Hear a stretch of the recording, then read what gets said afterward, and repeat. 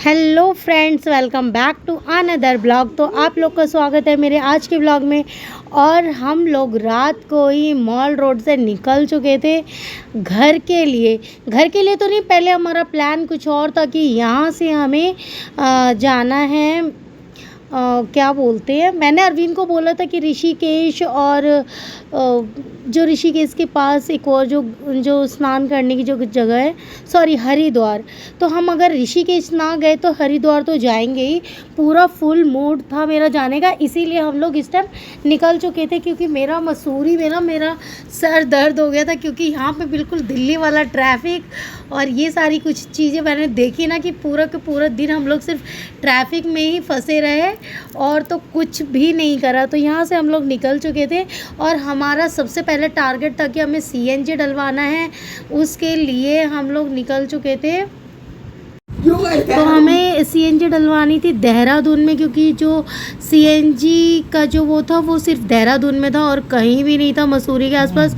तो यहाँ से हम लोग निकल चुके थे। बच्चे अंदर बैठे हुए थे और ईशू ने लगा लिया था फ़ोन में मैप, ताकि हम लोग इजीली जा सके। और खाना देख लो, अभी तक किसी ने भी नहीं खाया। तो यहाँ से हमें निकलते मुझे आई थिंक नहीं पता कि देहरादून से कितना रास्ता था, लेकिन हम लोग देहरादून जाते, मैं तो सोती होती गई थी। मेरी हालत इतनी ज़्यादा ख़राब थी कि मेरे को तो रास्ते में वॉमिट सब हो गया था। इतनी ज़्यादा मेरी हालत ख़राब हो गई थी। और उसके बाद मैं सोते होते वहाँ पे पहुँच गई। हमने सीएनजी डलवाई। सीएनजी डलवाने के बाद अरविंद पूछते हैं कि अब बता कहाँ पे जाना है। मैंने कहा अब सीधा घर जाना और कहीं नहीं जाना, क्योंकि मेरी हालत बहुत ज़्यादा ख़राब थी, इसलिए मेरा बिल्कुल भी मूड नहीं हुआ कहीं जाने का। उसके बाद जब 1 बजता है तो अन्नी बोलते हैं पापा खाना। तो हम लोग, तो अरविंद बोलते चल ठीक है कहीं रोक लेंगे। मैंने सोचा कि अब तो सीधा घर ही जाएंगे। मेरे को लगा 2-3 घंटे में पहुँच जाएंगे। तो हम लोग पहुँचे एक ढाबा पे, जो कि अरविंद ने अन्नी को बोल दिया था जो कोई भी ढाबा है तो मुझे बता दियो।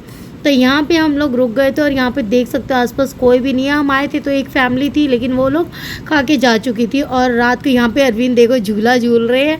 तो अभी तक हमने खाना का ऑर्डर दे दिया है और ठंड तो थी ही भाई रात में। अभी तक यहाँ पे, क्योंकि हम लोग देहरादून से निकल चुके हैं और ये एक बाईपास था जो जिससे हम लोग गए थे, मुझे एक्चुअली नाम याद नहीं है। और यहाँ पे हम लोग खाना के लिए बैठे थे। खाने के लिए ना अन्नी ना कुछ अलग भारी भरकम सा ऑर्डर कर रहा। मैंने कहा बेटा रात में ये क्यों खाना है और इतना नहीं खाते हैं और ये सब मत मंगवा। तो मैंने सिंपल सा उसको थाली बताया कि थाली हमने ऑर्डर करा था, एक अन्नी और ईशू के लिए और एक अपने लिए। तो यहाँ पे हम लोग तो खा चुके, क्योंकि अरविंद और मैं एक में खा रहे हैं, उधर अन्नी और ईशू एक थाली में खा रहे हैं। सो ये गाइस सुबह के 5 बज गए हैं और मैं तो सोती हुई आई हूँ। ये देख लो अंदर बच्चे, वो भी बेचारे सो रहे हैं। ईशू शॉल वॉल डाल के सो रहा है, नहीं ऐसे। और मेरी अभी एकदम से नींद हो रही। जब हम लोग M2 के पहुँचे तो फाइनली अब घर पहुँच गए हैं। और यहाँ पे देख सकते हो बेचारे अरविंद को भी रास्ते में नींद आने लग गई थी, जब 3 साढ़े 3 हो रहे थे तब। लेकिन फाइनली हम लोग आ गए और पहुँच गए, बिल्कुल घर के पास ही आ गए हैं।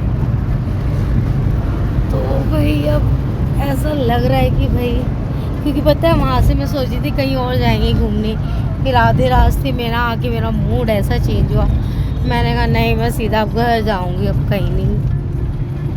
तो अब तो भाई पहुँच गए। हम लोग की हालत देख सकते हो कैसी हो रही है। बेचारे बच्चे भी सो रहे हैं, मैं तो ऐसी सोती हुई आई हूँ पूरी नींद से। आपकी जर्नी पूरी हुई? पूरी हो गई। कैसा लग रहा है अब? तू बता हमारा क्या है? हमें तो अच्छा लग रहा है, घुमा के लिए आए। तो दूध लेना है क्या? दुकान खुली नहीं है, दुकान बंद है।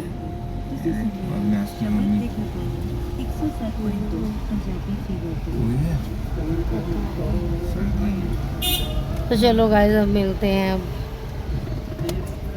नेक्स्ट व्लॉग में। और फ्रेंड्स घर पहुंचने के बाद ना घर में जैसे ही मैं घुसती हूँ मुझे ना ऐसे सफिकेशन होने लग गई कि मैं क्या ही बताऊँ। मैं घर में घुसते ही अरविंद जैसे ही ऊपर आए ना, मैंने अरविंद को बोला कि मुझे ना बहुत सफिकेशन हो रही है और आप ना एसी ऑन कर दो। तो अरविंद ने एसी ऑन करा। घर में बच्चे, सुबह का टाइम था, 5 ही बजे थे, तो हम लोग सो गए क्योंकि दूध भी नहीं था और अभी शॉप भी नहीं खुली थी। तो हम लोग क्या ही करते, थके तो थे ही।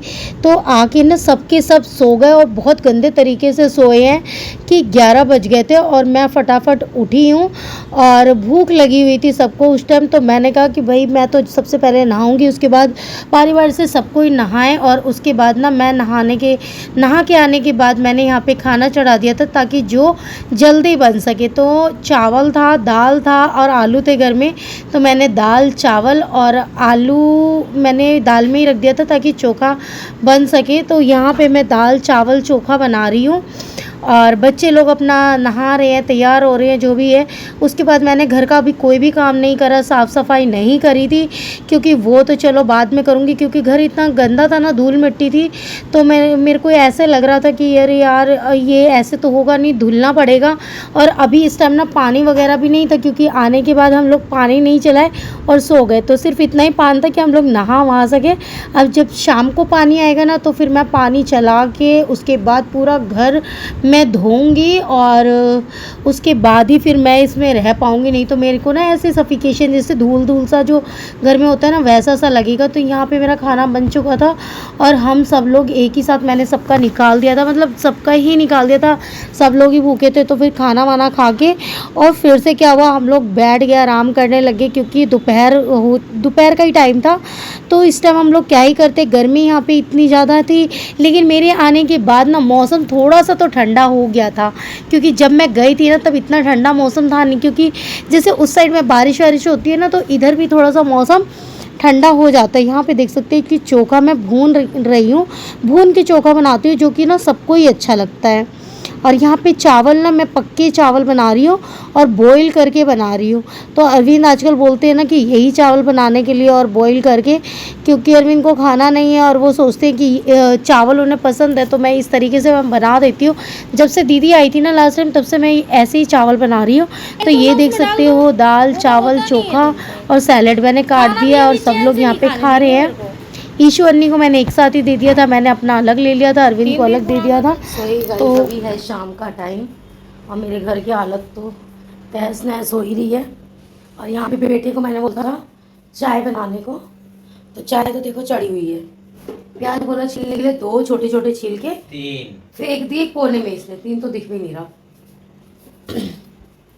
मैं सोच रही हूँ ऑमलेट बना लूँ चाय के साथ खाने के लिए, क्योंकि अब तो कुछ भूख लग गई कि कुछ खाना है। तो एग मेरे पास रखा हुआ था पहले से, देख सकते हो। मैं क्योंकि मॉर्निंग में बनाया नहीं, सब सो रहे थे, हिम्मत ही नहीं थी भाई यहाँ पे खाने की। अब चलते हैं, मैं बनाती हूँ ऑमलेट, थोड़ा सा ब्रेड भी है। ये बन गया मेरा ऑमलेट, गिलास में ले लिया चाय क्योंकि मैं ऑमलेट बनाती तो चाय मेरी ठंडी ना हो जाए, इसलिए। ये देख सकते हो। अब चलते हैं भाई, ये खाते हैं। अरविंद तो खा चुके हैं, अन्नी को भी दे दिया मैंने। सो हे फ्रेंड्स, अभी है रात का टाइम और यहाँ पे मेरा हो रहा है खाना। यहाँ पे मैंने 1 कटोरी सब्ज़ी ले ली है जो कि एकदम तरी वाली है और 2 रोटी ले ली है मैंने। और आज लेट हो गया मुझे खाना खाने में क्योंकि मैं यहाँ पे था तो इशू क्यों काट रहा है फालतू में। और क्योंकि ना आज मेरे को, क्योंकि सुबह ना मैंने साफ़ सफाई नहीं की थी तो शाम को उठी हूँ, मैंने कहा अरे यार इसमें पोछा वोछा लगाना तो बहुत, क्योंकि ना काफ़ी टाइम से ऐसे डस्ट सा नहीं रहो तो और ज़्यादा हो जाता है। पूरा घर आज हमने धो दिया है पानी से, मतलब सारे रूम, एक पूजा वाला रूम छोड़ के, क्योंकि उसमें ना मैट बिछा हुआ है इसलिए नहीं धोया।